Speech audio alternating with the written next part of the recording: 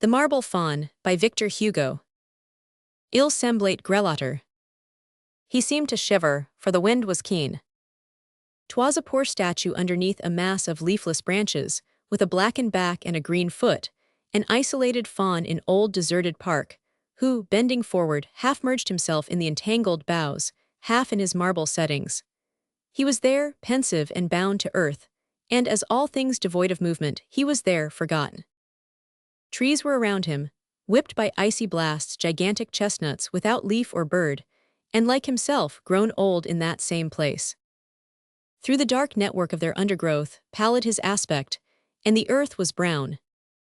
Starless and moonless, a rough winter's night was letting down her lappets o'er the mist. This nothing more, old fawn, dull sky, dark wood. Poor helpless marble, how I've pitied it. Less often man, the harder of the two. So then, without a word that might offend his ear deformed, for well the marble hears the voice of thought, I said to him, "You hail from the gay amorous age. O fawn, what saw you when you were happy? Were you of the court?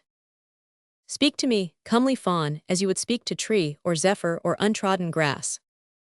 Have you, O Greek, O mocker of old days, have you not sometimes with that oblique eye winked at the Farnese Hercules? Alone, have you, O fawn, considerately turned from side to side when counsel-seekers came, and now advised as shepherd, now as satyr? Have you sometimes, upon this very bench, seen, at midday, Vincent de Paul instilling grace into Gandhi? Have you ever thrown that searching glance on Louis with Fontaine, on Anne with Buckingham, and did they not start, with flushed cheeks, to hear your laugh ring forth from corner of the wood? Was your advice as to the Theseus or the ivy asked, when, in grand ballet of fantastic form, god Phoebus or god Pan and all his court, turned the fair head of the proud Montespan, calling her Amaryllis?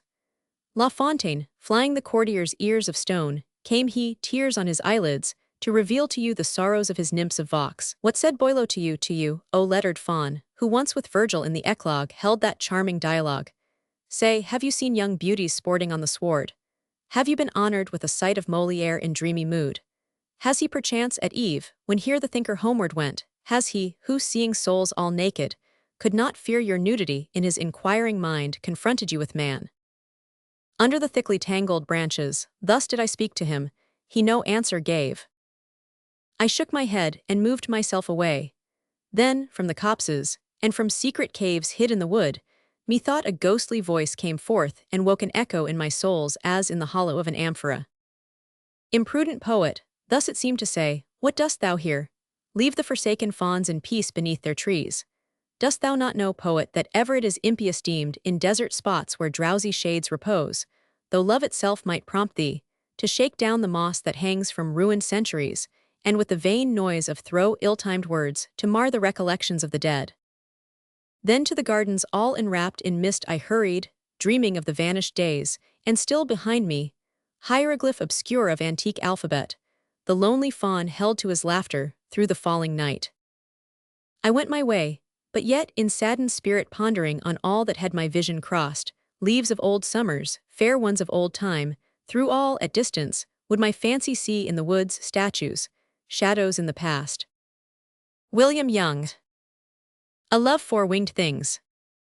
My love flowed air for things with wings. When boy I sought for forest fowl, and caged them in rude rushes mesh, and fed them with my breakfast roll, so that, though fragile were the door, they rarely fled, and even then would flutter back at faintest call. Man grown, I charm for men.